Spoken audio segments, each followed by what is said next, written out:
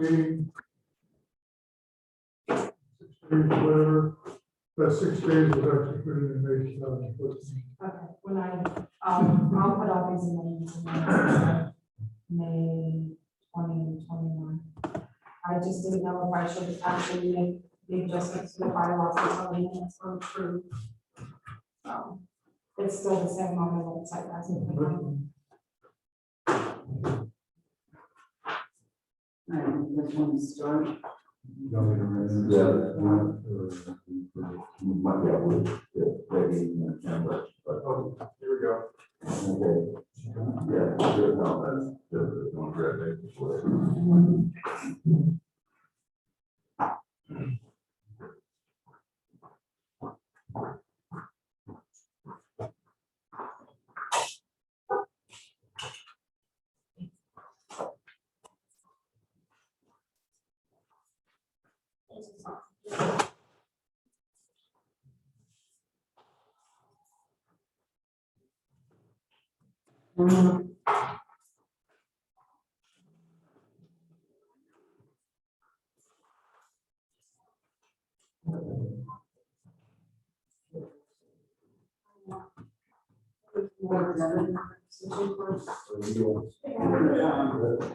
You have 221.16 for US post office, but you're on, you have to do. The original, so if you look at that, adding 200, the original balance was $21. Right. And then we added $200, which made the balance $200. So if it were to pay for 21.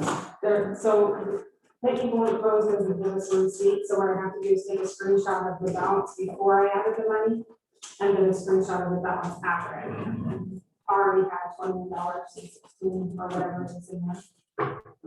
So,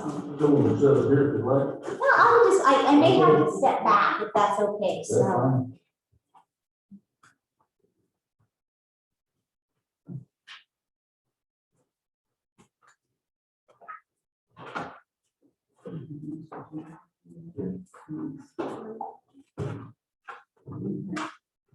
Well, it's March 1st, approximately 1 o'clock, we're doing the budget workshop for the building public library.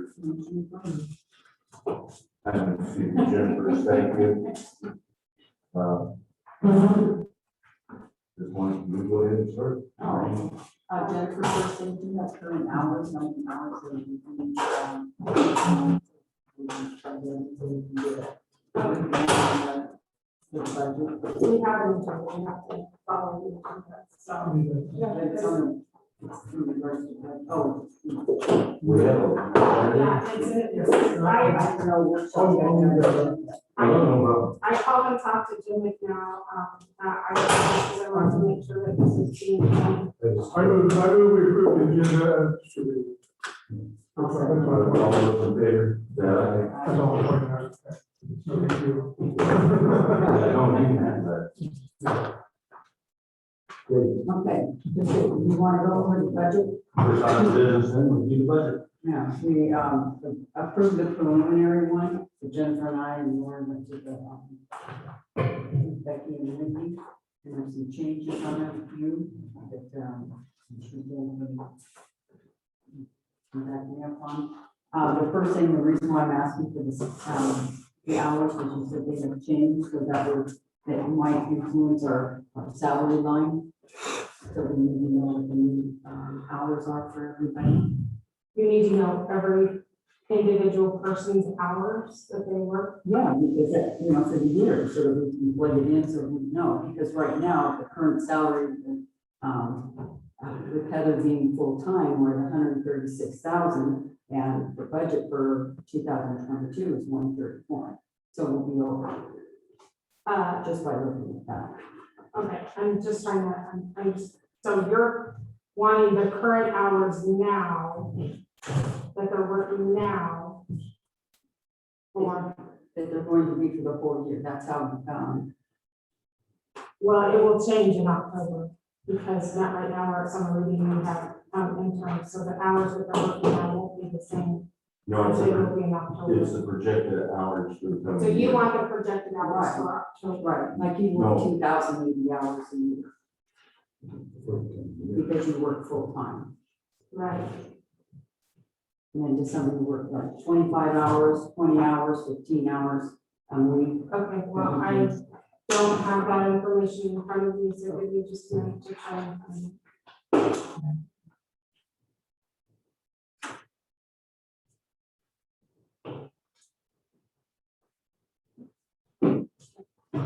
While she's doing that, was there something else we need to talk about?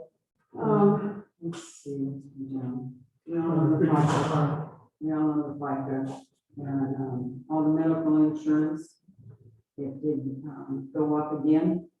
As you can see, the dental insurance went up a little bit from, last year. The retirement went down a little bit. Our workers' comp, it will go down to $413 and not 500. No, 443.30, I'm sorry. And then we were wondering about the gasoline for the car.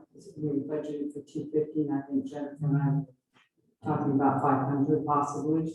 Is that correct, Jennifer?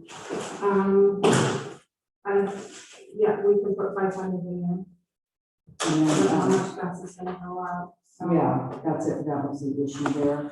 And the library programs, we're at 2,500 right now. And if we can find any other money, how do you guys feel about library programs? Well, quite frankly, I think all programs, we should figure a 2% increase minimum, because that's what the inflation rate was the prior year. Now, it'll probably be more this year, but you know, that's my way of thinking. We're gonna be looking at 2% increase on everything, minimum, whether it be office supplies or any other programs, but any other supplies we've got. I think we need to go up on it just because everything's going up in price. And I don't see it stopping or reversing during the next fiscal year. Okay, And that's my feelings on that. so would you like to go possibly 3,000 and 3,500 and try to balance it out somewhere else? Are we doing this with anticipation of asking for more money? Yes, Okay. Because that, I mean, that, you know, city, then, you know, the city has asked almost every year for a 3% increase in their budget. Meaning they tax us 3% more on our property. And so they understand that there's an increase coming of 3%. And so, you know, 2%, 3%, I feel we need to do that just to keep pace with what we're doing on supplies and everything else. I mean, I don't. Yeah, and so I can't see us not requesting, you know, we're behind because of this last year, the increase didn't occur, and asked for 3%, 2%, 3%. I don't think it's improper just because keep pace with what we're doing, not to expand or do anything different, just keep pace with what we're doing. Okay, I don't have the computer, to plug in those, your numbers, you know, into the thing, so Jennifer will have to do that, and she's looking at. so it's not, And I'll go with the city council when they're preparing their budget and ask them for the 3% or whatever we decide, just because they acknowledge that it's costing more to run it. It's not a increase of programs or anything else, just to maintain, we need 3% more. Well, Becky is here, so what is the plan on your end? I mean, not just the library, but the things that are operated by the city and your budgets. What do you- So the city will likely ask city council to increase to 3%. I anticipate the city doing that as far as its budgeting. What we're really trying to balance out is the House Bill 389 and how that will affect the city's budget. The city will likely take out, the revenue the city once anticipated will be less because of that House Bill going through. Many cities are just very discouraged by that 8% cap on the top of the budget. So what we had anticipated in cost is, I mean, it'll just be lower. It'll be lower. The city's anticipated revenue will be lower than we expected, even with the 3% ask. We just will not be able to recognize a lot of our construction role and new growth in the city, which supports services for police and a lot of those things. So I that's got my important. tax notice and I noticed that my property last year, which I bought for 91,000, now with 445 for the Yeah, county. So the city will, and I'm gonna pay $80,000. So I mean, it's gonna be there's been an offset there. I know they increased the homeowner exemption from 100 to 125 in the legislature, but you know, I don't know, and I know they stopped you from increasing so much, but just to maintain operation, I think we've got to anticipate being, well, the inflation we've already experienced, that we didn't expect, and then they occurred, so. So I agree with what's being said. I mean, there can be increases, but I think for us, we decide where those increases are going to give us the biggest bang. Yeah. If we're going to ask for them, and there are ways that we can economize in certain areas to give us a larger budget variance, the budget increase in another area. And so, obviously, we have the cost of operation, and salaries, and paying the bills for heat and air conditioning and whatever else, and we have all those things. But then as far as per, it's what we're talking about. What are you envisioning for next year?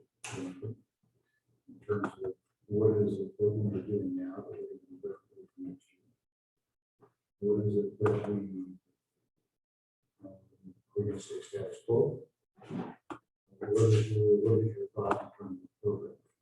Well, since the budget that we were working on was the same as last year for programs,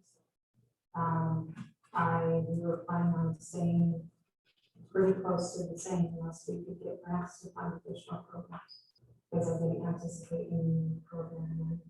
And also, if there's been talk about cutting the salary line, if salary line gets cut, then I have to cut programs. Just to be clear, I'm not asking you to cut the salary line. I just want to. Well, I'm just answering Mark's question as in what we have anticipated. So obviously, we will try to keep story time, keep the same summer reading programs. As of now, any new programs, in my mind, have to come through grant. Because the program line wasn't increasing.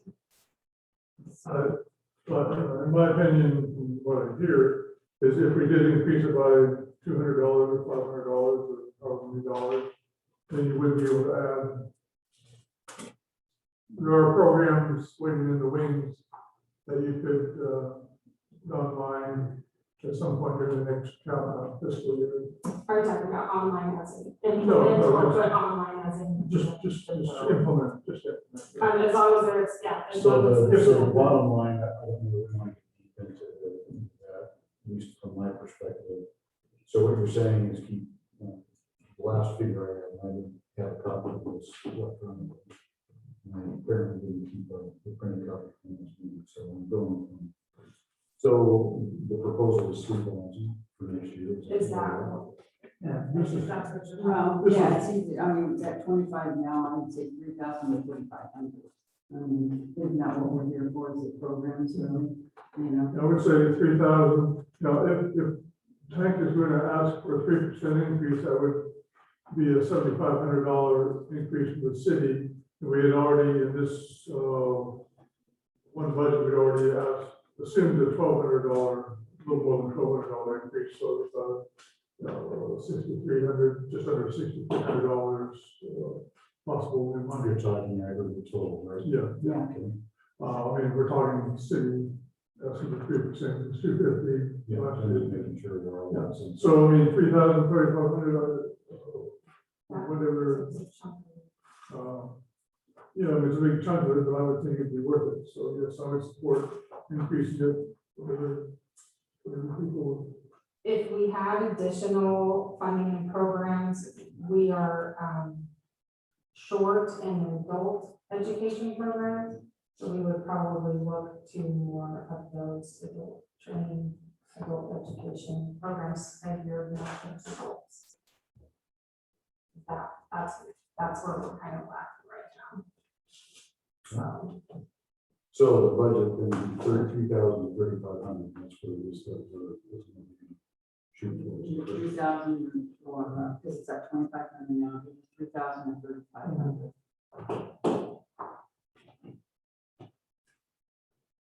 I think right now we could easily do 3,000 with 500 be enough for adult programs, do you think? Yeah, the big thing is the staffing with that.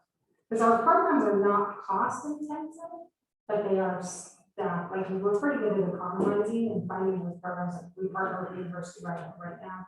Those don't cost us anything, but you still have to have the staff to staff them. So, yeah, just depending upon what we wanted to look at there. Or I don't, for me, I don't know if I want to get into the details on specific programs. We just need to, what's a realistic figure we're going to come up with? And then we need to work with them. Whatever program we decide to initiate, could be programs where we don't need any external hours to fund it or to do it. So in other words, I'm just trying to say, figure wise, 3,500 is the top, 3,000 is the last. Right. Okay. Yeah, I would say pencil in 3,000 for now. If we get through the entire budget and see there's some extra money, then that's it. Okay, so in terms of priority, where is our priority on library programs? High, low, medium? Obviously, we have to run the library, so I would say there's high priority. Operating expenses. Okay, so where does this fit in terms of priority? The programs. It's secondary to, well, So you would I would take high, say it's medium, operations, services, and the programs.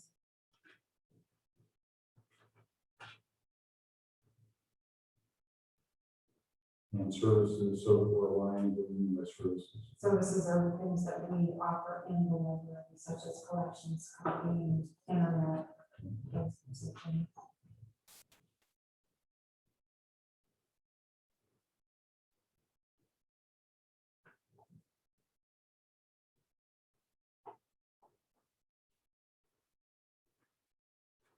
I noticed that there's for grants, you're up at 200. Is that just a procedural thing, hope for more, but keep it at 200? Right. We've got more grant line money this year than we anticipated, so. So the grants, are you talking about grants expense? I'm or- talking about line number 3.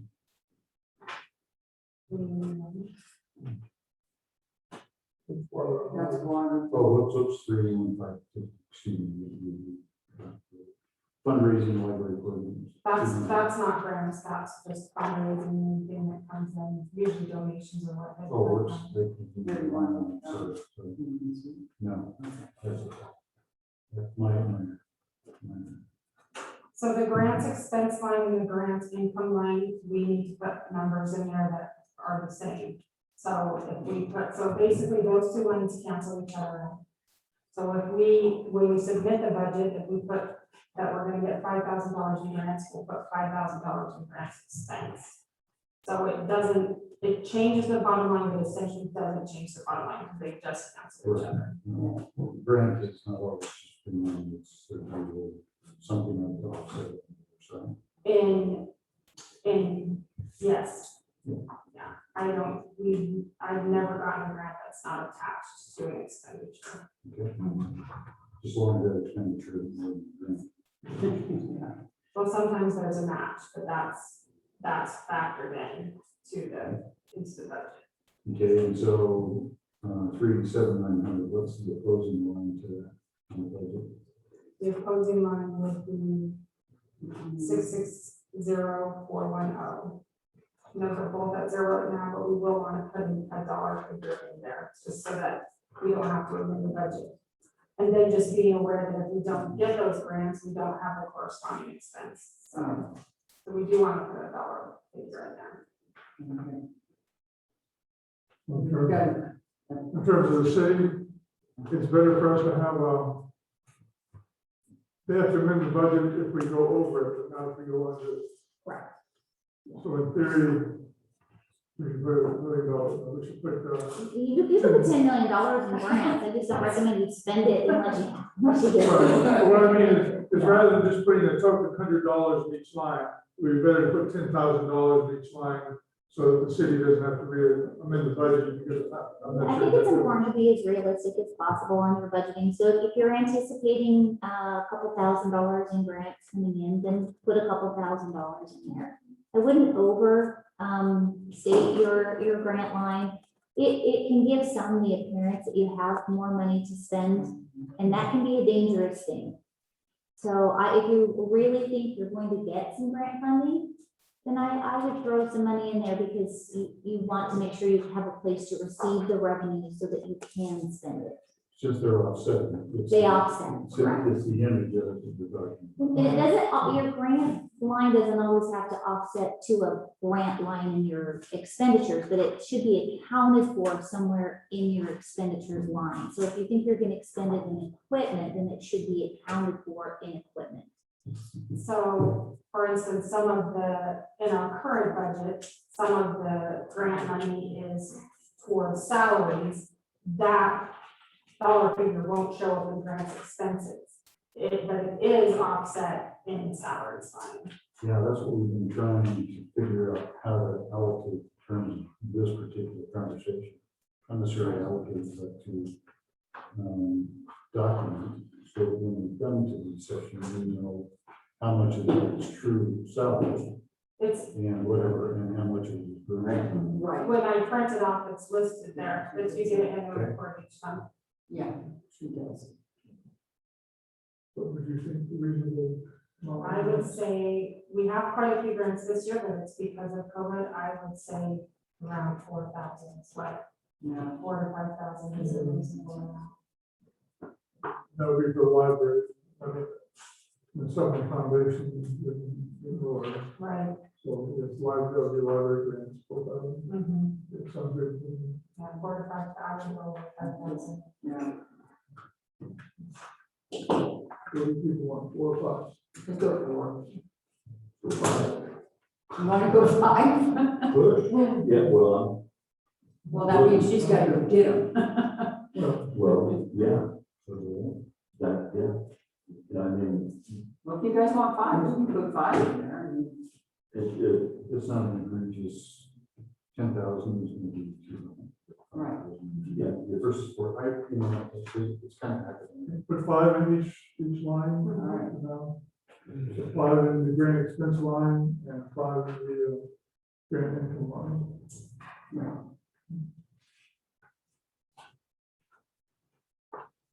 Okay, the memberships, we added $300 too. Yeah, that's.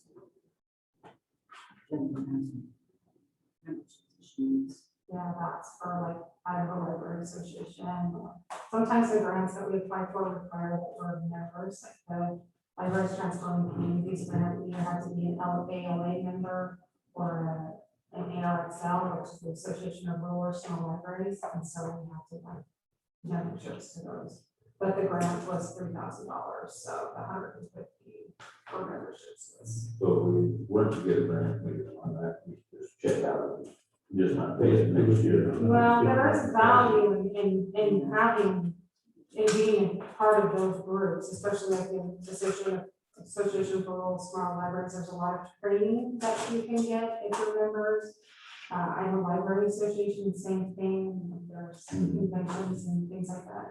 This last year, there's been a lot of online ones. One day, So there's value in being part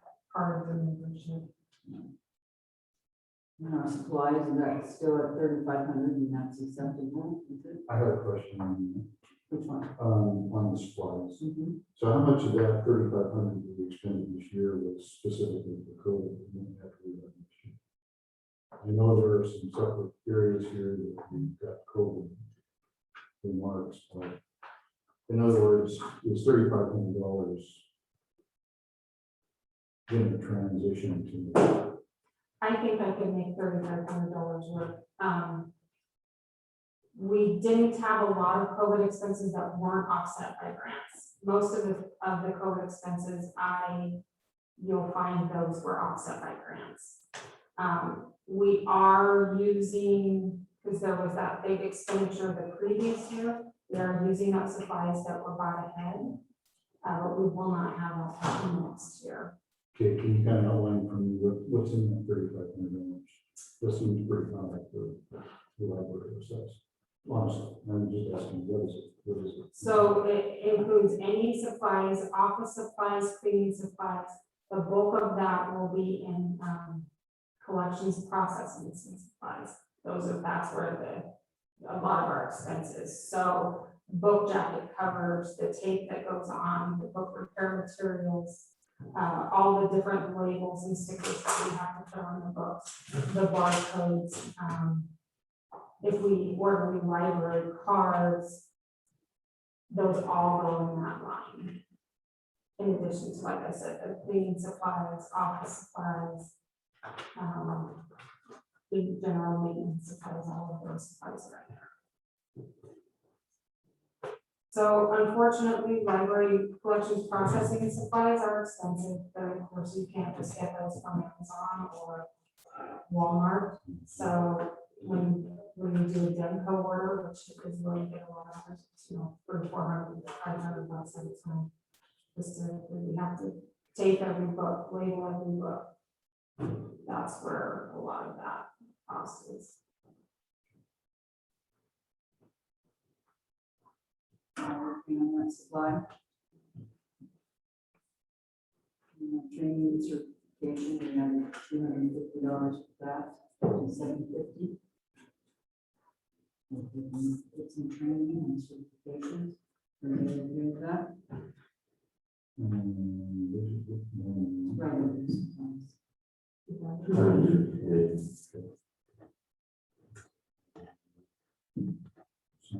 Do we anticipate the price of getting certified from one of them?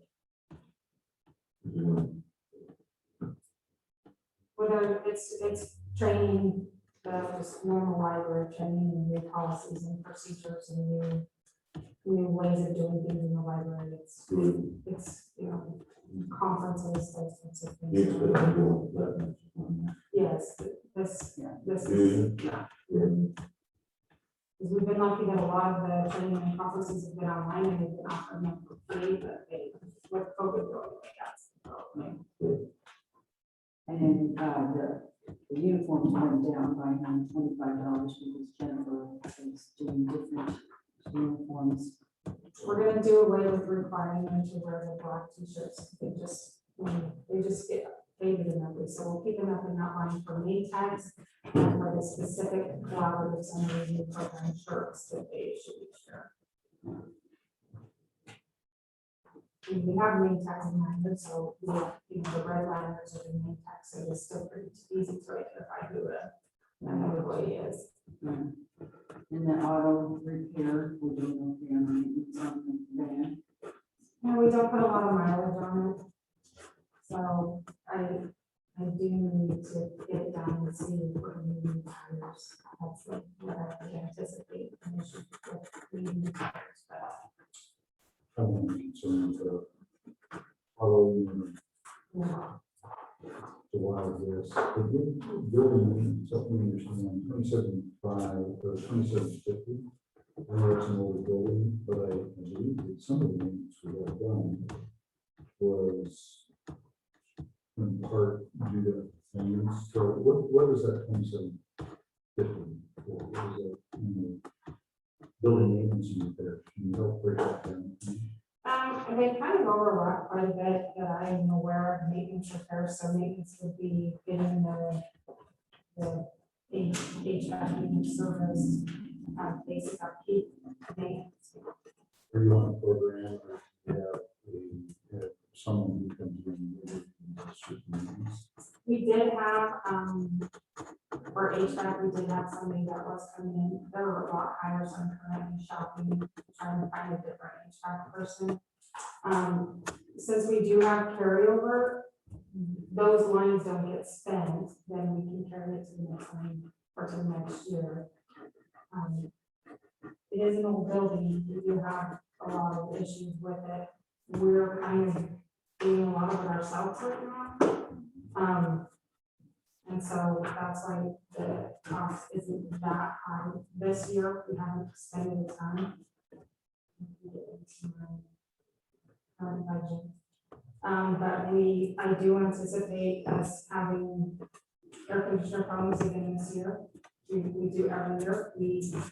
We paid a year and a half ago to have the lab HVAC, paid for a brand new HVAC unit for the lab. And that's where a lot of our money went, but now unfortunately the actual library, so I've already got a leak in the heat pump, so I'm just gonna call somebody today. We have AC problems in here, so I don't know if we're linking the wrong or we're gonna have to. All right, well, we can talk later. I've got some contractors that will help us with the price, but I don't know if we can use somebody from the city or somebody from the city. Nobody from the city comes in this. I knew that, but is it a contract with shared service? Is probably a better way to put it. So in other words, the services that might be done here, if there's a contract or that will, we can attach the library to separately built.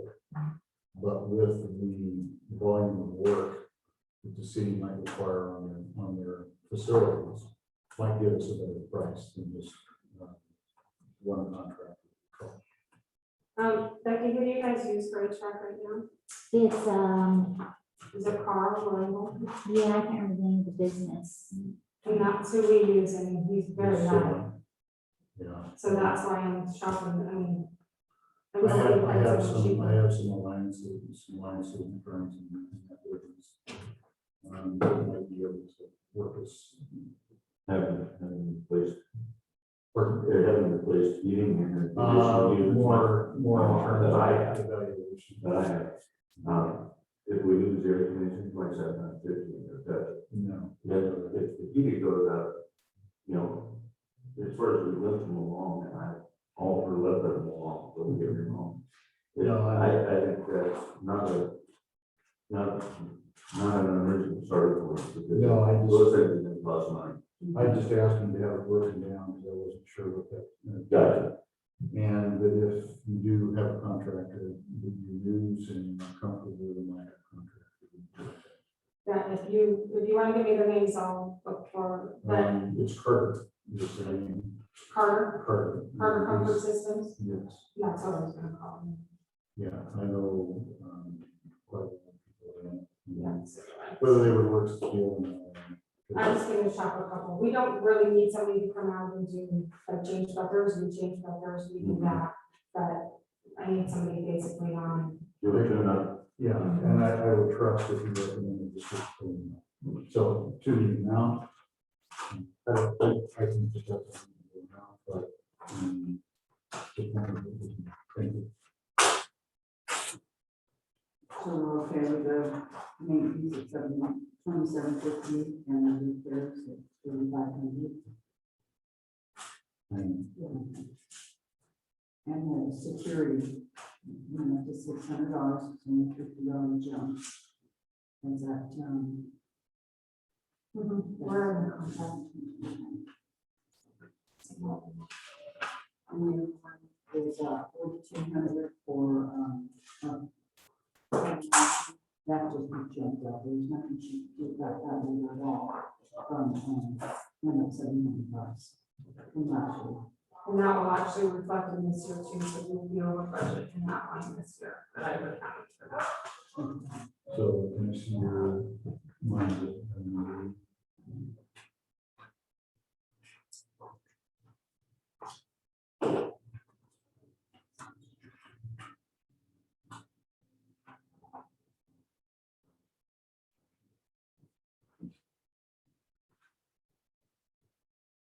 Cleaning service.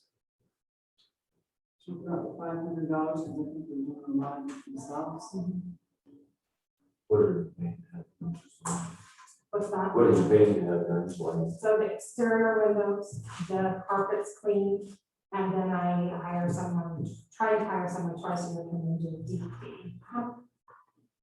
And then we just do all of the regular cleaning as staff. And our computer software at $4,200.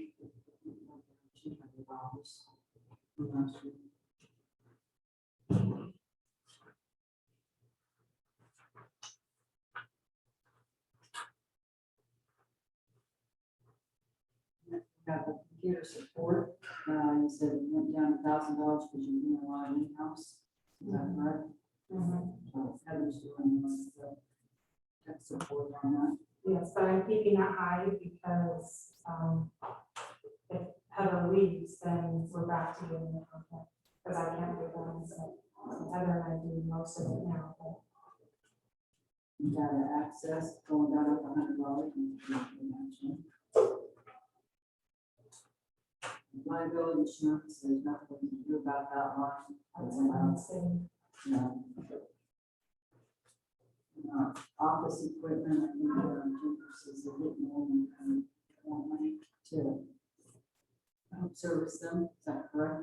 If any, if we look at seriously increasing anyone, that would be the one that we need to look at, because our copier, our main copier that these patrons use is on its way out. We own that copier and we just pay for maintenance on it. But most of the companies now don't just sell it to you, so it's a monthly lease of and that includes the maintenance and toner and everything, so. Is this community access program or just That's the for? No. administrative? That's the one that the patrons come in. For copying. Into the ballpark. No, I don't have that yet. We've been shopping around to a few people to see, we were hoping to buy one, but it's still $3,000 or $4,000. And most of them are saying, no, we don't do that anymore. We use the equipment. So I can, in the next couple of weeks, I can get some quotes back and have a better idea of what that might look like. Okay, because we've got 2,500 for equipment and then 850 for maintenance. So I guess, well, we can't buy any equipment. I don't think we can. It's just not, they don't operate that way most of the places. No. Do we, What's that? do we want to, do we just charge them, use free charge? No, Yeah, it's 10 cents for black and white, 5 cents for color. sounds good. So, Some of that. yeah, so some of that's offset by the income line of copy and print 380,080. That's all revenue from the company. So we'll just have to wait and see on the equipment and the maintenance on that. We'll get some quotes. Heather, will you remind me? We'll get some quotes. Do you guys like who you use? I'm assuming you lease yours. Yeah, we lease ours as well. Jennifer's right. I mean, you can hardly buy a piece of equipment anymore. They like to attach a service agreement to it, which is a good way to go, really. It keeps your machines in good working order. So it's just, I just text Wendy to see if she can get me the cost. Oh, from her. okay. So That would be but great. Yeah. I haven't had it just yet. Okay. It looks like ours is $6,629. But keep in mind, For the year. No, we purchased it and then it has the service agreement with it. So it's full. You can't do one without the other. So you kind of have to budget some money in there. Keep in mind that ours is the bigger 11 by 17. You may not need that. So I'm thinking you could do one for quite a bit less than that. Yeah. Who do you use? Well, let's just leave that in the computer. We'll get some quotes from different people. Where we need to decrease it though. Sure. And then our postage went up, of course, because rates. They're just going more. So we might look at adding another $100 to that line. That's all ILLs. We don't send hardly anything for any reason except for interlibrary loans. That all goes to pay for interlibrary loans. No, you guys okay with having it to 700?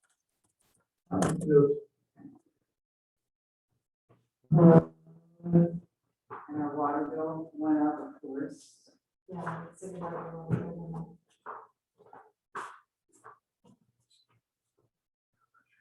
And wastewater went up. Those, I did have a question for you, Jennifer, on the cell phone. Is that in the 1,600 or the 780 that we've got on there? Yeah, I believe so. Let me double check. Should have been included in there, but it didn't total in underneath, so that might, no, it's not included, it's an additional. I just don't know what the coding is for a cell phone line. Okay, and that's just for one phone, Mhm. are we in the contract? We don't have a cell phone contract right now. We have a cell phone that the previous director had, but there's no service contract. It's not being used. So I know in the past there had been talk about this director having a cell phone, or having a cell phone that we can send out with the bookmobile. Because right now staff are using their personal cell phones and that's not great. So if we had a library cell phone that we could send out with the bookmobile or those types of things, and that's why that cost is included in. I'm just wondering if we can, have you ever heard of consumer salary?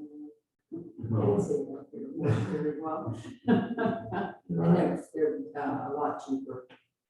Is that like Verizon costs or something? It is a Verizon cost, and yeah, 65, that's what Verizon can do one smartphone for. That's the quote that we have been given before. I assume it's still the same. And I'm getting mine for $35 a month, which would be $380, 420, and from credit. And as far as, I know it's an Android, but other than that, I don't know if it does everything I need it to. So I mean, My question is, since Kate already bought a phone, can that be switched over to a different service? That's the phone we would be using. That's what I'm saying. Yes. Cause like, she was mentioning consumer, like, As long as it has a data plan, we would definitely need to have a data plan on it. We're not gonna need a bunch of minutes, but we've got to have that data plan, so Verizon's was. I don't know if the phone's unlocked, it was purchased through Verizon, so yeah, we have to get it unlocked. I would, if you're gonna do that locking and go somewhere else, it's still probably about this amount, I'm not, no idea how much it costs to. Change the phone with. But anyway, Well, we can always budget and then try to economize. Yeah. That's what I'll do. We'll try to do it. they should 1,600, how many phones are in 1,600, I'm sure? 1,600 is the telephone line. Just the whole. For the library. And Yeah. we have, how many lines do we have in that?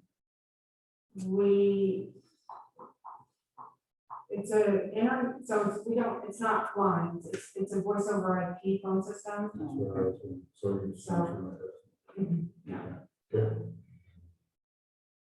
Okay, our solid waste disposal is the same. Rent expense, we know, we put 5,000 in Did Wendy ever hear anything from them if they're gonna donate that again? That's something she's heard back. Okay. Yeah. From Republic Services. I don't think she's heard back. there. And then we've Be got- nice if they would. We've got the attorney at 1,000 and the auditor at 1,667, that hasn't changed. Our tax just went up by $10, that's nothing, That's just my guesstimate. yeah. So the auditor, I was just gonna ask a question just for my education, auditor, we get audited. That's a number from the city. Okay. That's, You answered the question. we don't have any control over that one. Did we get any kind of, information on the attorney, how that's billed to us? So the attorney's bill is a flat rate every month, and then, but it's detailed. We haven't seen one yet. But it'll be detailed out, and so basically take that flat rate, divide it out by the minutes, hours, however it works per department, per fund, and then utilize it that way. So that's how it will be divvied up, if you will. Going forward, so this year, they set a rate based on where they thought our services would come in, which is we've been utilizing the attorney services about 30, 35 hours, fluctuating depending on different things. Next year's rate would be based on the detail that we had for this year, so the backup. So we would then have, it would either go up or down, most likely up, based on what we did this year. So So if we use the attorney, we are paying for the attorney, the library will be paid. each fund. So having him here at the last 3 meetings, we will be charged for that, just so everybody knows that it's not just a flat rate that we don't have to pay for, they'll decide how much we owe, so. City, Yeah, well, it'll be based on the bill.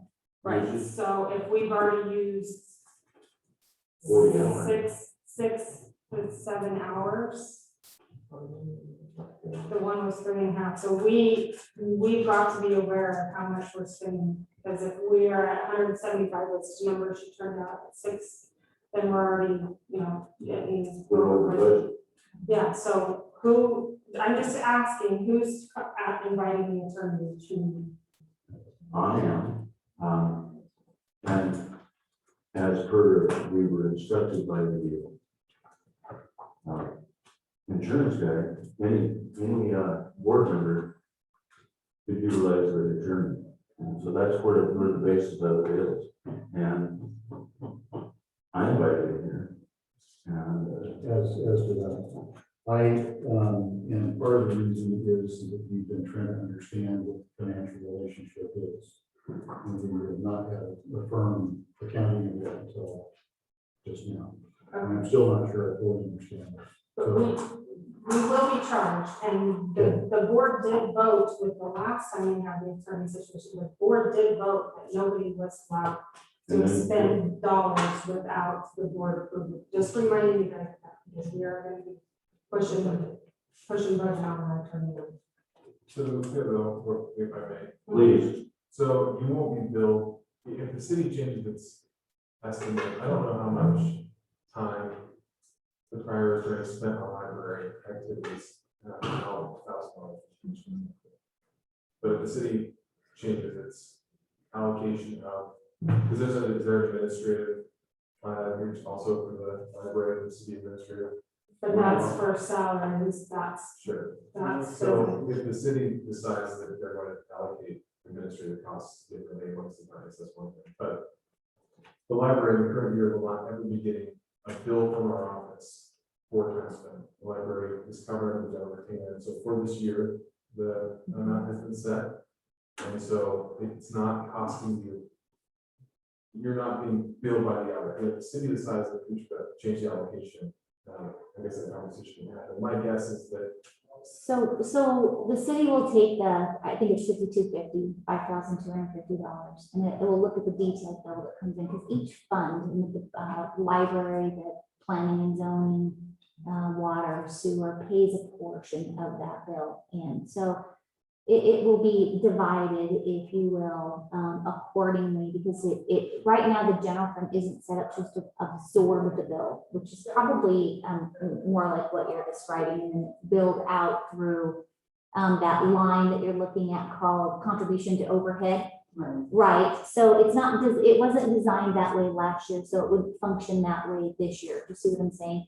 So technically, yeah, it would be that if the police department or the library or water sewer, that detail would help determine how that funding would be divided and paid for this year and probably next year as well. So that as we kind of go forward, that each fund or department pays for its legal services. The general fund alone doesn't just absorb all those costs and then pay for them through contribution to overhead. We've never been on a retainer before, okay? So it's a little different than when Chris Jorgensen was here, he billed every hour individually. So we're in a little bit different situation than we have been previously. So the same policy is being carried forward, And it might change, but the retainer is set and we handle it through contribution to overhead. We could certainly do that. Okay, so- Typically, the library hasn't needed a lot of legal services in the past, so it just hasn't been there. So, and some funds don't. The police department budgets every year, but they don't spend a lot in legal services. Sometimes they do though. So it's good to have some money in there to kind of cover those costs should they come your way. So they will bill the city and the city will pass our portion on to us. So if it's, I'm just throwing numbers out, so if it was 5,000 and for that month and we use 20% of it, then we would be billed $1,000. So, yeah, so that the city It's a little different. passes on to us Mhm. the cost, and then they take that out of our attorney line. So that's why we've just got to be aware of how much we're spending so that we are expanding that one. Okay, it's been unknown. And it was our belief that it would not be a separate billing until right now. But going forward, I'll just say to the rest of the board, you all know my stance on having appropriate legal advice, because obviously with some of our communications and some of the things that we have done have been inaccurate, and we have received not one, but at least 2 or 3 different sources of advice on what the meaning of it has been invalid. So not necessarily valid, but it's not resonated to the full extent. And so I'll say it again, that I believe that appropriate legal advice is necessary. Keeps us all out of hot water. And I don't know if you want to bill me, bill me. But I would much rather have appropriate legal advice than not, even if there's an expense to it. As to getting an approval to have the expense for Douglas here, we have been operating with the idea of it not being any expense happening. And that was my question to Douglas and to his boss. If we use their services, would we get billed for it? And they said, no, we're under the contract, and we're being told the city's gonna bill us out as part of their. I'll work with the city to make sure we make it right. So whenever we send it, we'll make sure. So at the end, I'll finish my little comment by, I will not be afraid to have appropriate legal representation. And I will advocate for it regardless. Just so Well, you and I all- understand that. My thing is just like, when we got $130 bill, Well, that I don't was- know how it's gonna work with them, but like with yours, we're talking for 15 minutes, it's But $130. I didn't know that. Right, And so I stood with them. that's why I asked in the Yeah. beginning, I asked the mayor. It didn't happen right now.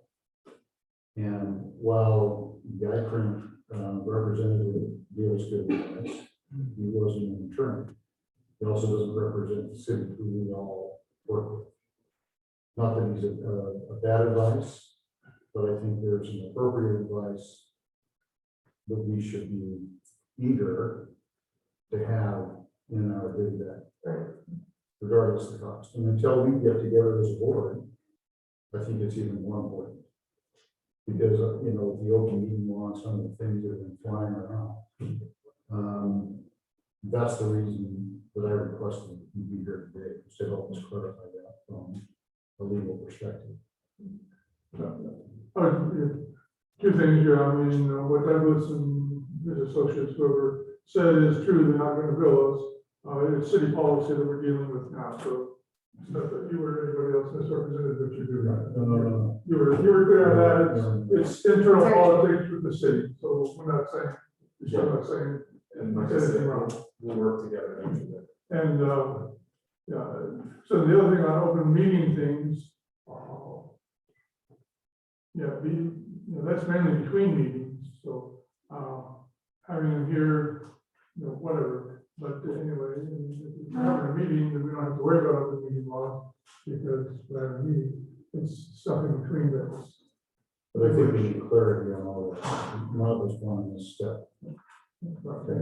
So if you're going to retain the attorney for every board meeting, and we're having multiple board meetings, then we've got to put it in the budget. That's all I'm But I saying. didn't say that. I know that was Well, no, not- I'm just saying, if you, but you're saying that you would like to I have, said that you need purpose legal advice from the city attorney. Then we need to do it, but I did not say we need it. well, all I'm saying is that we just, maybe we need to increase that line. I would increase it to $2,500, so it's 25 to 2,000. Just to be safe. I would agree if the last several months were patterned, and I would say yes. I just want to make sure we're not going to budget that we're correctly allocating for needed expenditures. So we want 2,500 or 2,000? Let's go 2,000. 2,000? We're hoping that as we get more developed, that we're not going to need to. As we get more experience, probably. Right. Okay. So 2,000, what we decided? Yes, That's my suggestion. that's fine, let's just go 2,000. And then our collections. We, Jennifer took out $2,100. It's 30,000 last year, are we okay with that? Do we want to up it? Don, we're going to be trying to do $6,200. I'm gonna do the rough thing right now, yeah, we're still there. So it's my understanding that the collection would be in terms of for at least middle. So I think the best practice is say 10% of your budget should be spent on collections. So I thought a $10,000 reduction was surprising. With $10,000. So that was mine, that was mine. I could not find a copy, so, okay. She only got 2,100. Mine has a reduction there. I think if we could, I would put it back up to the 30,000.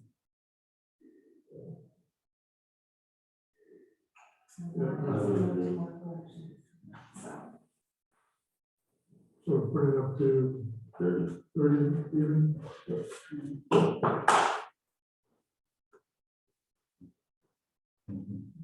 Where is it? I could not find it. Oh, we did our government last. Yeah, I It didn't was know. handed out. It was also. I'm not getting the email. I think we're responding to that email. So it The was the I original. printed out this from, so I got from you. Yeah, that was just, yeah. This was the I one. have that not was- been able to find anything sent me, it's just the utility. There hasn't been This anything somewhere. since. This is the original one that we did prior to the previous meeting. The natural gas, so it went down $600. Yeah, Oh. we're not using it as much because of the, we don't have both lab, Okay, and we're just not needing to do as much. okay. Our electricity went up $400, but that's no surprise. And we've got miscellaneous at 250, I'm not sure what that goes for, and then miscellaneous and storage unit. The yearly price for the storage unit. How long are we gonna have that storage unit for? Well, if there's a chance that we're districting, I would caution of getting rid of the equipment that's in there. So we have some really nice computer tables in there and some things that, it's mostly the stuff from the lab, so we did in the districting. Well, I don't know if we want to get rid of that, but yeah.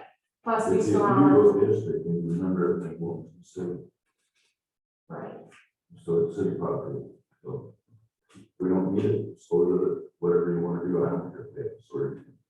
But, and you're 2 years out in doing that districting, that you missed this election. we would need a storage unit at some time because we store all of our summer reading stuff in there, canopies, extra tables and chairs that we go get. And maybe we could go to a smaller one, but they're already cutting us a deal for it's $60 a month for 8 by 12. So maybe we could go smaller, but we have to have some storage for tables, chairs, programs for summer stuff.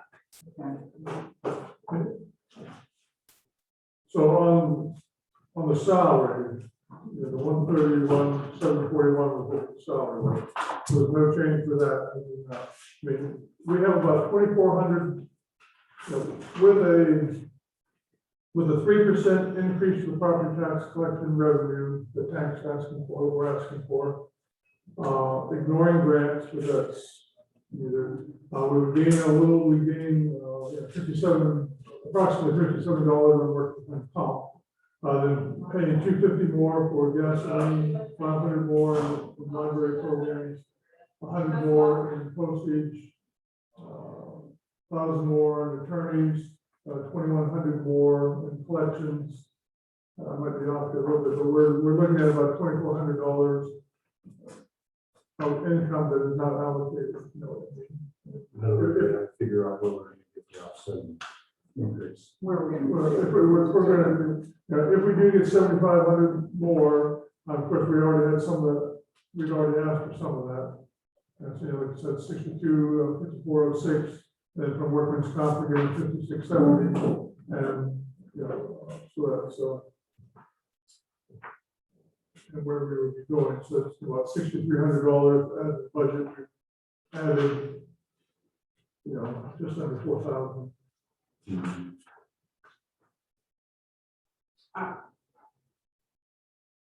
I would recommend adding hours and adding open hours. That's what we, Open hours. open library hours. That would be my recommendation, and putting that 2,500 off at the salary line, so we could be either open when you're in the evenings or open on Saturday. Yeah, I really like Saturday. So if we could put more, $2,500 more in there. $2,500 in salaries, Yeah. and by the time you add in FRCA, Yeah, it's Yeah, not that's gonna, another- it's not gonna give us that much. well, I don't but I mean, you know, right now, not to the, this isn't to the exact penny, but right now, you know, like I said, 39, If you put 2,000 in the salary line, then the 500 can account for the increases in the supply and everything else. So why don't we just do 2,000? And then I would just have to get creative with, because I had budgeted in order for us to open on Saturdays, I think it was that original schedule that I sent you, this one. But I'd have to just get creative with staffing, because it's not quite enough to give us two staff members for 4 extra hours a week for 52 weeks. $2,000 obviously doesn't cover that. Right. So, It's about halfway there. right.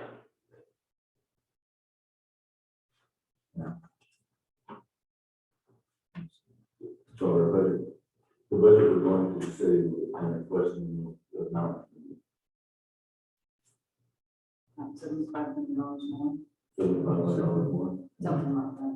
And out of a $250,000 budget, that's not very big. 7,500 on top of the 251,245, or on top of 250. it's not the 250, I think it was 62, 5406 increase on revenue, ignoring grants. Okay, so sorry. 6254.06. Okay. Because we're already at 445.94.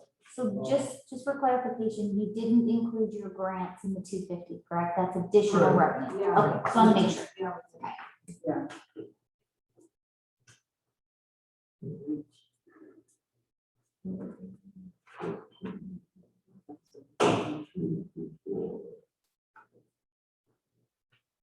Okay, we allocated 5448 plus FICA.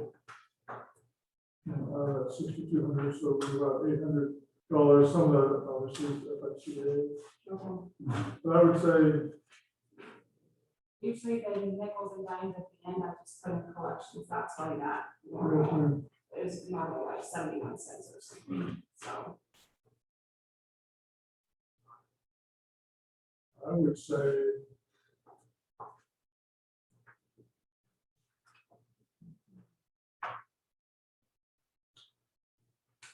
I would say put another 200 salaries, and then, 2,200.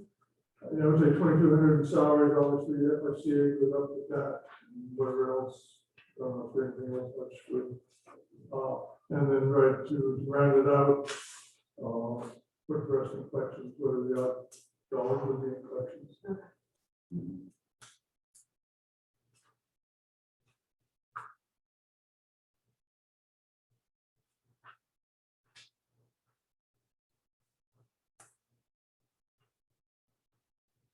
So you're just talking this, the bottom line on salary, don't you have to increase some of the.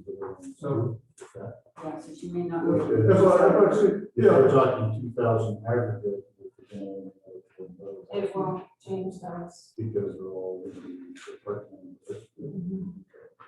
Yeah, the social security, FRCA will change.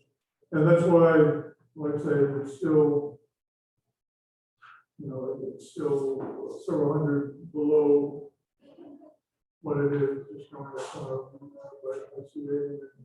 We also have retirement too. Some of them. Because some of the employees are part-time employees and sick retirement.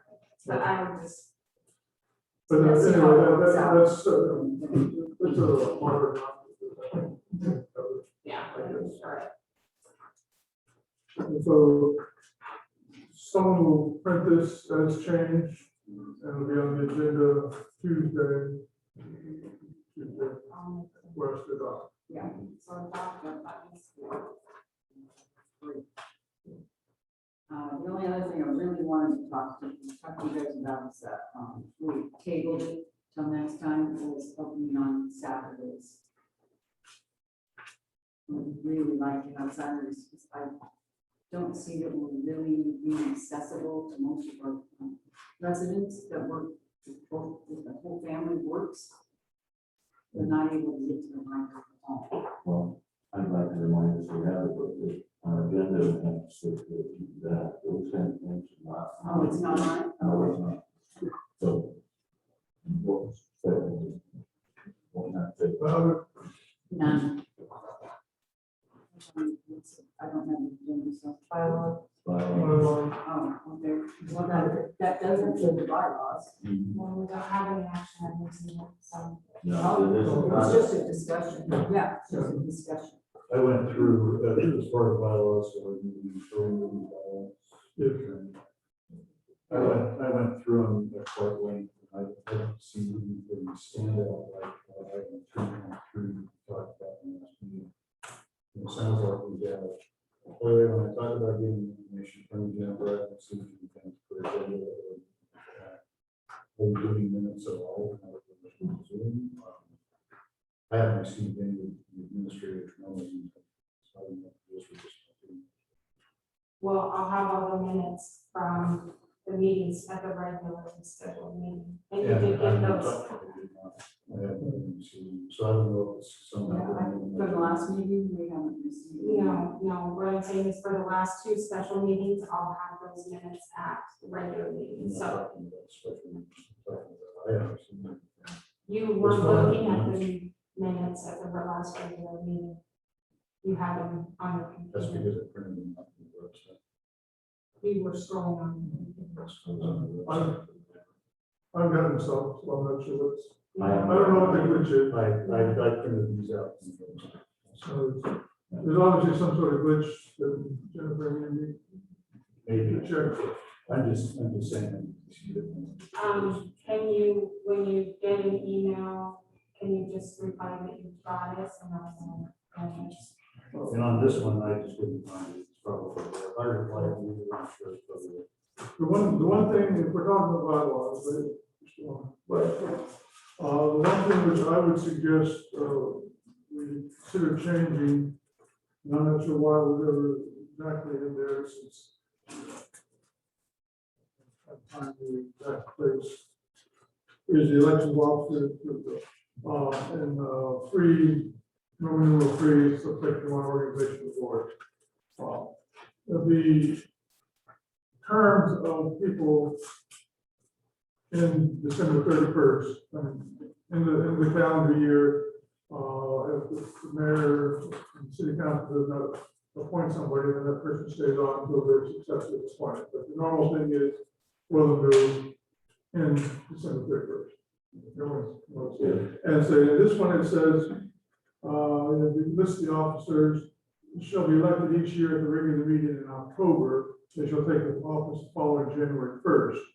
The problem with that is they're very well, one of the five. Now, we're not doing anything now, but I would suggest that the next meeting we consider changing the elections to the January meeting, and then they take office February 1st or following that meeting. I mean, just, and plus you know who's there. By January meeting, you should know who's going to be there. In October, you don't know who's. Does that mean us if anything for You'll prepare that amendment to the bylaw. Now, I'm not opposed to the bylaws, concerning, it involves who has the authority to set pay rates and everything else to it, and I'll send it out to the board members so they have a chance to look at it once they've got it for it. Very good. And I think it's section 3 for the library, supervise the library. But anyway, I'll send it out, once I get it for it prepared, and they add it as an agenda item, and then,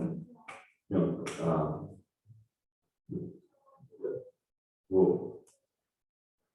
I looked through them all, and my own perspective is the annotators of the value. And maybe we could look at bringing them a little bit more up to speed, but I think overall, we covered the topic matters that we are most concerned about at this point. Other than what we've already talked about. And I mean, it was the wrong term, because I know it's not the right term, but we can codify, move to codify all the amendments that we made last meeting. I know that's the wrong term, that's a legal term, I don't think, my mind ain't thinking of the right term right now, but we need to have. We need to implement. Yeah, we need to implement and have that. So- Part of the bylaw, current bylaw. That is one of the things, if you look at the very back page, you guys call it bylaws, it's titled Middleton Public Library Policy. Right. So for me, it isn't bylaws, it's Middleton Public Library Policy. Okay. So we keep referring to it as a bylaws, so we either change it, the name of bylaws and use the appropriate name because we're talking about. Yeah. But anyway, where does this live? It's on the It's on the website. I know it's on the website, but who owns it? In terms of manual, It's in Dropbox, it's in the library Dropbox. I know, I get that. When I say owns it, who is the custodian? Who is the one responsible? Is it the city? Is it? Would be the library. Yeah, in Word, in document control systems, that's what I'm referring to. We have a document owner. We have a document custodian and process of which is. And I don't know. So we make an amendment to it and who we give it to. We just type it in ourselves. If you want to make an amendment to it, we have to do an open session, and then we move to have it codified. It appears, if it doesn't appear the way it was meant, then we have to No, I understand. take notice of that. Again, I'm talking about a document control system, document control. Yeah, does it go to you and you have I made those custody of it? changes, Yeah, I made the changes and put it on the website. There's an owner and a custodian and somebody who makes changes and then it's ratified. We have, usually it has document control on the bottom, like a sophisticated. Right. But my point is that when we made this amendment to, we call it the bylaws, but it's not. When we make an amendment to it, obviously these dates are like, we have ended 2004, yet something in February 25th or 22nd, 2005, 2006. People, what I'm saying is document control system. The validity of the manual depends on how we process. So in other words, if I hold- Is that the city clerk? I don't know, that's what I'm asking. We're a library. We we control our stuff. If it's not in bylaw, we have to be, or we have to follow state law, so, I mean, you know, stuff like that. But in terms of something like this, the board draws it up, the director, has the custody of it, I guess you would say. And right, it has not been So well done, is because, there, well, I'm not criticizing. I'm speaking to it. So in other words, we hold each other accountable for what's in here, there has to be a valid process. Because it has to be a valid name, it has to be something that we. When it got, not just when it got amended. Yeah. The minutes to show I don't how want we to get, did and things like that. I don't want to get too fussy, but, and I'm not trying to be fussy. I'm just saying that we don't have a standard amendment process, we don't really go to the end.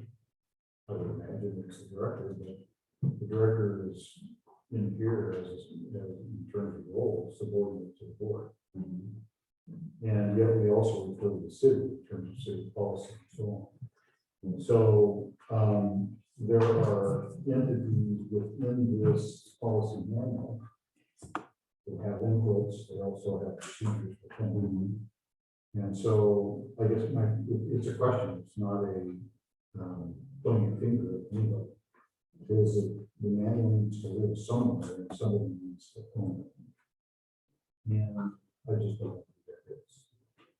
I would think it would be more appropriate for the city to own it because the library, of course, is the city. But I don't know.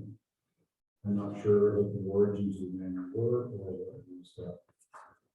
I think the library itself would own it because we're our own entity, even though we're part of the city. Yeah, if we're both subordinate to city policies and procedures, yeah. Yeah. But as far as this manual, it's the libraries. And the only one we would conflict with city policies and procedures would be, with our policy and procedure manual be a violation. Since you're into that way you look at it. Yeah, I would actually recommend, if you're talking about the process of amendment, the process for city code is nice, same as state code amendment. And the thing that's nice about it is it sets out exactly what changes. So what that would look like is you do a couple ways. First, you can do it the way you did the prior meeting, which is proposing and adopting amendments. And then the subsequent meeting, you're gonna have a document you put together that incorporates the amendments as proposed, then you can ratify it. That's one way to do it. The other way to do it is to have a discussion, and decide what you want changed, and then bring forward the underlying steps right through version, like you see the state code or something. Whereas this is going away and this is new, and then the director can take that and incorporate it. You don't have to see it again. But I think this was fine. The way you're tracking to do it now is the first way. That was fine. But that gives you a big trail of process. It's your proposed amendments. Let's see what they look like in the document. Let's ratify that. And then at that point, but it seems like till now, the director's been doing that. That's perfectly fine. And then the director would publish those. But the official version should be whatever has been signed for ratification document by the board, should be on file with the library. And that would be sort of your official, if somebody says, I don't think what's online is right. I'm in the library director's office and we'll file cabinet. okay, so you're suggesting we have a sign, have an actual physical signed copy? I would say we need to add. Yeah, that was process to the manual. Yeah. itself. Okay, So I would propose that we add that process to the manual. And I don't know what we call that, manual control or ratification process. What do you- amendments, just amendments to, library policy. But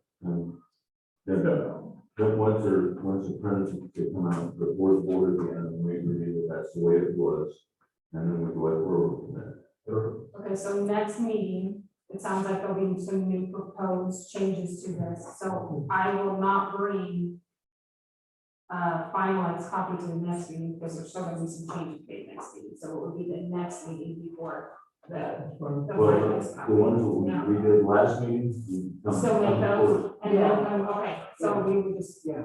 okay, I can do But that. it'd be two separate things.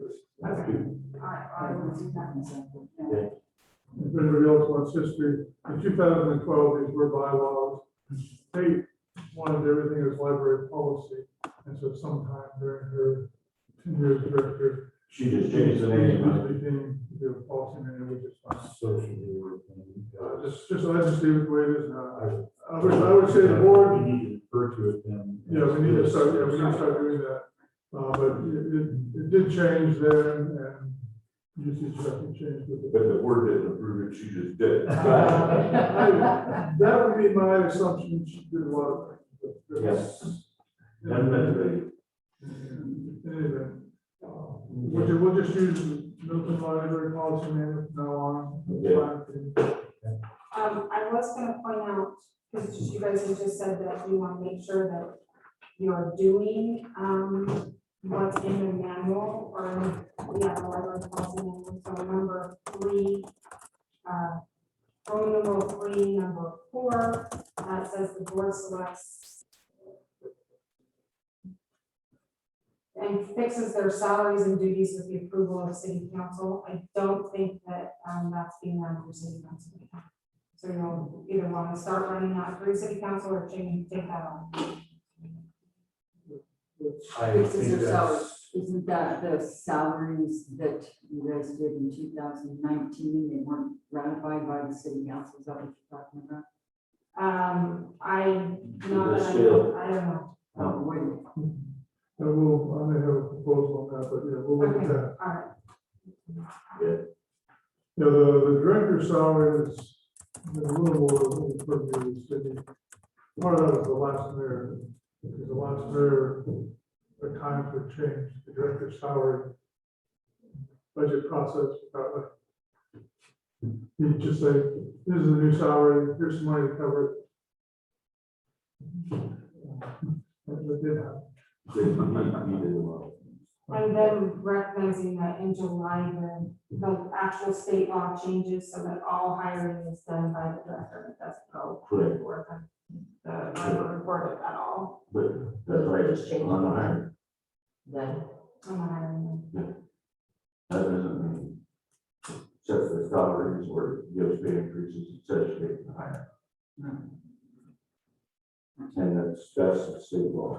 so At the bottom of that law, it says that we can see. What's that? say it again, you said, and then That in July, the state law changes so that hiring does not go through the board at all. We never, the board doesn't hire now anyway. So No. Well, the board should be ratifying. So when, but we still will We're not ratify talking it. about the approval for hiring, we're talking about the hiring. Correct. yeah, so in none of the actual hiring Because we process. may be talking about two different things. So none of the actual hiring process will be done through the library board. So right now, since will be hiring an ISA family attorney office at the last meeting, I will bring that to the board for ratification. But that doesn't have to happen anymore after July. That's not how I read it. No, it's exactly the way I read it. She gets to hire whoever she needs. to. Well, yeah, and she gets to do that, yeah. But it has to be- It impacts. the budget. It has to, Budget right. conversation. The director always has to operate within the budget. That's why the previous board set those salary ranges and allowed the director to. The budget neutral, we don't have to. Right, so, Exceeds budget and, right, so like pay increases. so that. Because we that- have a hiccup now because a member of this board told city council not to do the pay increases. But that was within that neutral. And that's where the discussion is, was the scale set for the beginning, meeting deadline and this, because it worked through these scales through the state. And that, that didn't give the director the authority to give raises without going through the board. And that's the bottom line, that's why the thing stopped, I had it stopped. Because it didn't go through the board, and you read everything that was, including the letter from the previous mayor, so that all pay increases would go through him. It's in the emails that were given to me. I think we're getting those stuff. I think we're way out of scope, that's what's going on. Okay. And we'll take this up at the next meeting. That's good. So, It doesn't have to be an executive session. Because it's. No, this will be an open session, because that's not an executive session either. we could have dealt with this in executive session, but we would deny the executive session because if we waited personnel issue, then we're going to come out and take care of it. That's why we're waiting another 3 weeks to do this. So, it'll be an open session. And. All right. Yeah, I'm done. Okay, we have a process to better organize public, pre-public meetings. I'm the one that asked for this. How are we gonna do this so that we're more, don't just show up and have items that we don't have any knowledge of what it is that they're about and talking about it. There is a process by which city council, they have either a greater description than we have, like 3 or 4 words, or in fact, I hope you can give us some guidance on this. You can help us understand how they're organized. You can't have discussions beforehand, obviously. But how do we come to a meeting with a little better depth of what it is that the topic matter might be about without compromising anyone? I think we should have it to where if you're gonna turn something, like if I want library, or like, obviously, but that's a hard one, but like how you have process to better organize, we should have, if you're the one that I want to come there, it should be turned in, you should have a description turned into Jennifer by a certain date of what it's gonna be about, and then that's, right, kind of, but like, Everyone just needs to know. If I put out the packet has, like, if I have something on the agenda and I ask them, like the director's report, that's all in that packet. So emulating what city council does, where they have a packet that goes with each item on the agenda. So if a board member wants something on the agenda, then if they could submit those supporting documents or something. Whatever. Is it legal to put a brief, I don't know, brief is there, a summary? The items about? Yeah, so you're right, the way city council operates is typically an item on the council agenda has some number of hours of staff work behind it, and then the staff will prepare that item, will generate a report of some sort or plan on testifying, so you've got things that hours and hours of work, staff report, those are setting up the past. Elements in the packet. And so for a staff report for an item, it's something from it's regular library business that would just be whatever you put in the packet. And library board feels like maybe something more narrative than the board could request that that items in the packet are not, the regular things like your update, which is a narrative about itself. But if there's some sort of item that in the package you're putting, a grant application, but the board wants to be able to review the backstory on that, a little bit, you can have, like how would they move forward with the staff report. So that's gonna help. If there are particular items of the board feels that would help to request that. And then if a board member has something particularly they want to present, there's nothing wrong with the board member generating a brief, so long as they do it by themselves or with the assistance of other city staff, including that. So it's pushed out to the members. The thing that we do, I don't know, calling up each other board member to describe it and let them learn information back and forth. Having beforehand, there's no reason it couldn't generate it. What I'm looking for is, what it's been is 3 or 4 words with no background. So you show up and you have to learn about it. But be asked to put a motion forward on something you're not learning about. So what I'm thinking is the way that city council does it. So they put a little bit of a summary on it, and then council members, they don't measure between themselves, but they have enough where we can buy them.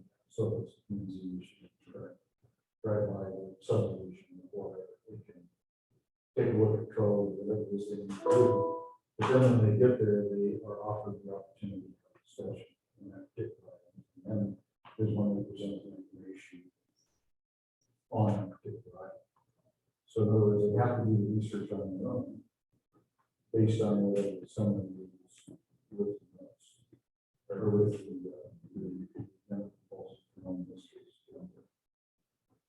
Is that accurate? Yeah, so you could, you could make the agenda more thorough, do it that way, actually, I consider this because of this, to this end, a couple sentences that way, or it's in a sentence, it's a little more. Or you could just have cover, when the package comes out, there'd be a cover statement outlining all the information, that's probably what we're doing.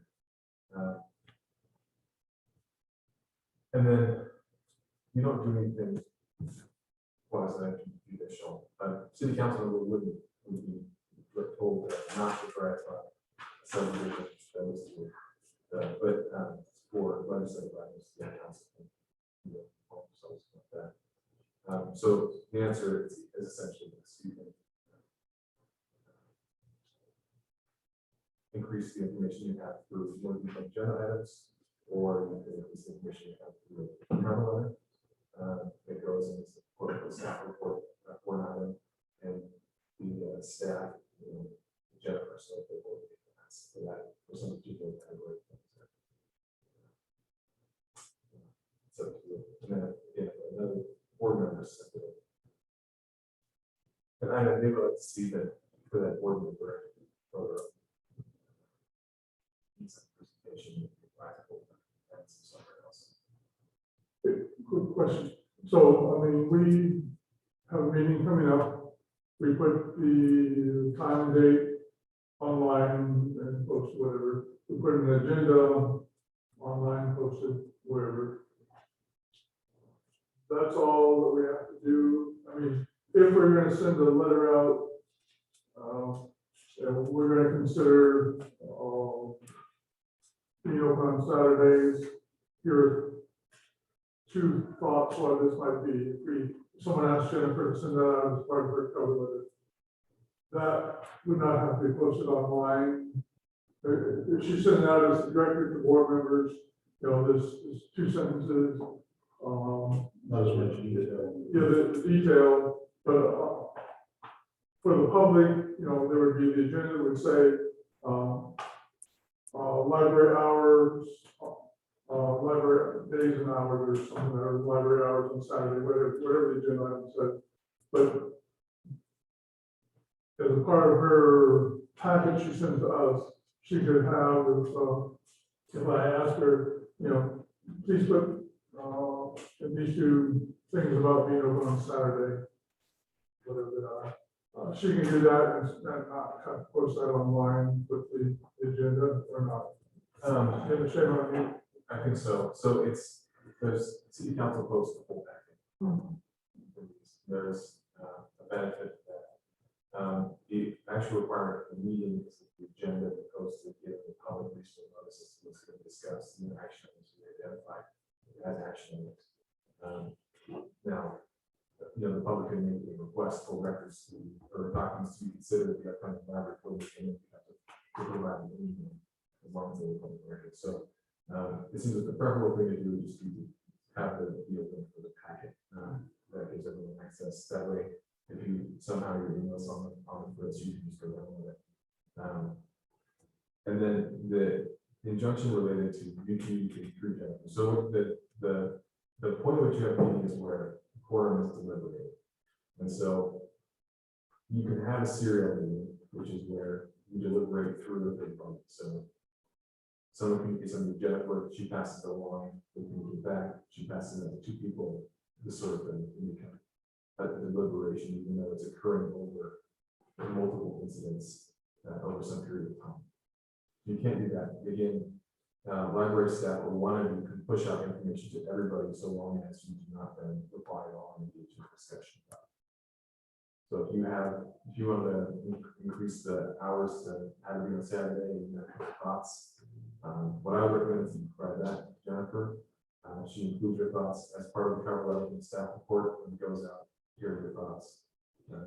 Obviously, if you email about library hours, it's going to be a public record or it's published. Okay, it's fine. I just want to be clear on that. it's fine, I mean, I have to, So as long as we would email all the other board members, we could have the basics in an email to the rest of them, what your thoughts were on a specific subject. Yeah, so, and I would recommend going through Jennifer. Through Jennifer? Yeah, that's because the point at which you would now have a serial meeting is not, it's not like as easy as if three of you come to this room and sit down and talk about library business, you know, that's a quorum of time. Serial meeting is sort of a concept where it can spring up out of a course of behavior. And so the best way to be safe and make sure you're advising what you want is just whatever information you have, you don't push out, send it to Jennifer, we just put the pack together, it can be included, it all comes out, no one hits reply all, no one discusses it amongst themselves. Everyone has the same information, probably has all. So putting that as general information, this is a discussion item, forum setting. It's just a informational, where you're not asking a question for a reply. You're just providing, say, hey, got snow coming on meeting day, chain up, you know. Sure. What, you know, or you're just seeking some general input on how to do something that's not germane to an official decision. Yeah. Where's the line? So, Because I think that's where, at least I'm confused still, even after having two other conversations and stuff. the line is not going to be, it's going to be hard to give you a black and white. This is certainly a serial meeting. Again, just pushing information out is not a discussion, but if you're listening to response, now it's starting a discussion. And so if you push out information and somebody else replies to the whole group of information, it's starting to look like a discussion. You know, if there was a conflict about it, then you don't want to be in a place where you've done something where the question could be reasonably raised and that's the safest thing to do is get information to the entire board. Then you push it out to the director. If you're looking for a response from the entire board, you ask that conversation be agendized and discussed. If you follow those rules, then you will come to that direction. That's for certain. You don't engage in discussions. You want to consider. Send Jennifer something to the other board members who want to know information, to send it to her, ask her to send it out. If it's, like I said, if it's gonna be on the agenda for a meeting, then I would send it to her. So when she puts together the packet, your comments are included in the packet. So if you put together a packet, you write out your thoughts on that one. Now, the action item, 1.4 to discuss being open on Saturday. Here's an email on with his thoughts. It's not going to be sent to the staff report. It all comes to you in the packet. You can read his thoughts. And you're not at that point engaging in a discussion, unless You're you just putting it on for you're just discussion. represent. So you put that summary underneath the action item, or you put it in the summary page. As they go to reports. In the packet. I would. Either is I- fine. Because I've seen it with, city council, they have a summary, usually to kind of give the president an outline of how he wants to do the motion. But it gives people enough information if you want to start doing their own research. So for example, on the last meeting, we had a discussion on 3, we call it Bylaws, section 2. But I realized that's an agenda, what that meant. So, it would be, I think, important to have whoever brought that thing forward to say, these are my recommendations. Language or whatever, well, my proposal, is that adequate, and is that okay to do that, prior to? Yeah, but I would do it via the packet. So you keep it, you're not necessarily pushing out the Not for the public, but you're doing it good. Oh, the board members should know. No, but It gets posted online. Yeah, it's on. It's whether you email just the board members or you email just Jennifer or you email everybody. That's gonna be a public record. So the. No, I'm not worried about that. I'm just We're just trying to process that. trying to understand the process, but you don't want to cold cut. So I think if Maybe you the want board something member- on here, I like how it's like this, then like say I'm the one that's asking that to be on there. I think I should write a short summary, like this is the area I'm wanting to review or amend is, section that, I think we should write that in an email or whatnot. Send it to Jennifer, and that should be included in the packet. That way you can go, hey, I say, it The doesn't, packet goes to the public also. right, So the council is not. The city council packet goes to the public. It's online. It's I online. I do too, because I read a ton of maps. Yep, it's all So, online. I don't know when they post the packet to the council exactly, but it's typically, my guess is it's a large PDF document. Okay, so Mhm.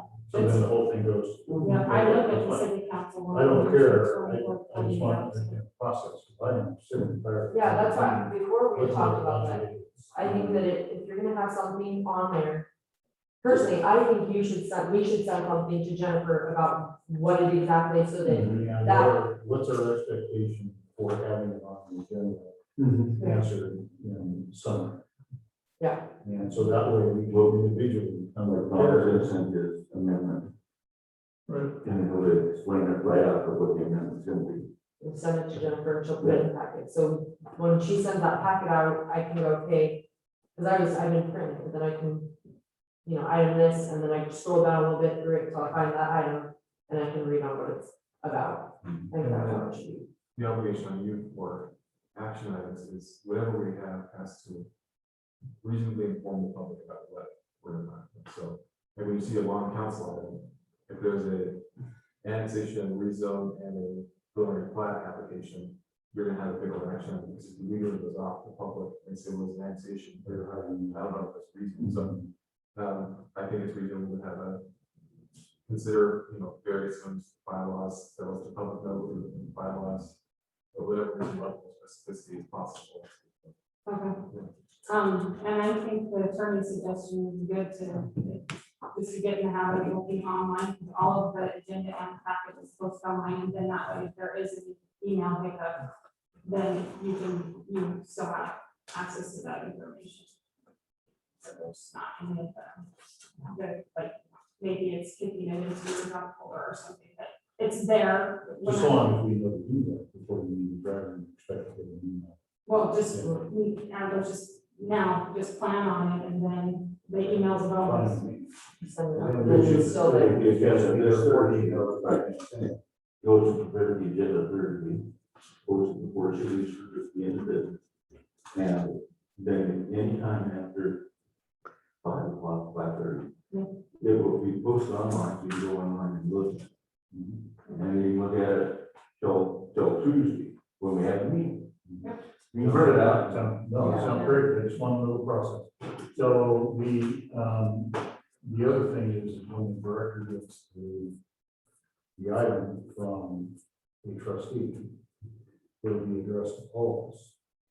So that we do have the summary beforehand, if it's something that we need to spend greater time. I think I heard you say, send it to her without the other board Oh, without members the on board it. members? She can ask her to Okay, send it so out. You'll, Is that Thank you correct? for the clarification. yeah, so you'll have, I would say, send it to her, that way we don't have emails where all the board members Okay. are talking about board business, just send it to Jennifer. So by Thursday, you'll have Thursday, Friday, so on, so we do that day. And then it'll be included in the packet, and you guys will have it, right? When you post. So as a matter of process, when we get in let's say that I bring forward tonight, X, Y, Z. Jim, when you as chairman, how do you introduce that for discussion? Well, it'll be on the agenda, we'll be going down the agenda. And so, when it comes to the agenda item, if you propose it by, it should be on the, we'll have it on the agenda, proposed by you. So I would turn to you and say, please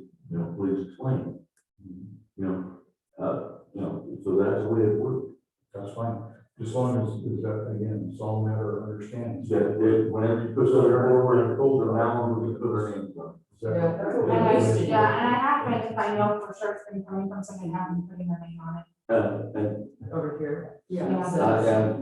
I'm short on time on the board, but when we sent the agenda out, that's what I was getting, the board was what we've been getting, was kind of short little statements, so I didn't, I showed it most time not knowing what was going on, because I hadn't been on. I'm still catching on, do not get me wrong. I think we all know.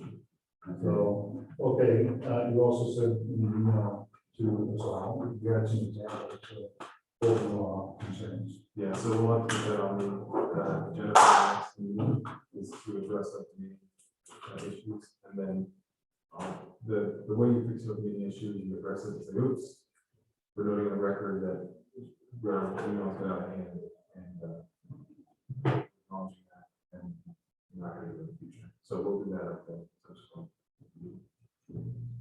And I'll go back through the email chain and go back to identify which of it gross level of. Do you have some examples or? You can use the actual email, right? Yeah, it won't be examples I can copy, just be from some of the communications. No, I guess what I'm looking for is examples, I'm not sure. But what are routine? So like me, or like email, I'm trying to think of emailing the treasurer with everyone attached. Is that breaking open meeting law? So if that, you're just pushing information, I can. Or what asking? Or asking question, I can make a, that's reasonably just, there's no discussion happening. But what you've done in essence is invite everyone into a room to sit there silently and then pose a question to the ether. The thing that likely happens, and often happens, is that someone responds. Well, now we have two people communicating, and everyone's listening, right? So at that point, we have a part of the conversation happening. And again, it's iterative, so it doesn't get, I can't, it's difficult to say, here's the black and white, this is for certain that occurs, but the best way to avoid that's just not to create that virtual room that can conversation. Okay, so if I have, would I be better off to, if I, like, if I have the question, to just not include anyone on the email or not? That makes sense. So I'm trying to figure out how would you get that question at, how would you ask that question without? What's the question you're talking about? When you asked who I asked Wendy who shut down the Yes. business? yeah. And I was under the assumption that just no one could reply, but like you're saying, you're making sense where everyone is like sitting in this room in a talk. Right, well, if it's to Wendy, that makes it a little better because Wendy's not reporter, so she responds technically more than I in a conversation. But I would have just emailed Wendy. Okay. And then when you can push out, you could ask, if you have an answer, you can push it out to the rest of the board. That point, communication from Wendy to everybody. And then no one else. Again, it's a little bit what we say, it's a certain inappropriate things to the point where we have a surely, but So Heather was screening for information on her status, payment status. Unfortunately, the answer, and she's getting more and more frustrated. I don't know if Jennifer could talk to her offline. Generally, thought there's just a supervisor. Well, I sent an email because I could see her frustration growing, and I felt it was important for her to have a discussion with regard to the payment status. Is that inappropriate to send an email? I'll have to go back and look. It was informational, I thought I was trying to do something, I think she probably already knew it, but. So in other words, I wasn't asking for a reply, I was just more showing them information. Would that have been something? He does go. Would that have been something that would have been better to send her? Then you can get in trouble for that too. Yeah, I would, I'm not gonna, Yeah. diagnose it right yet, or that, looking right All right, I'm better along, thank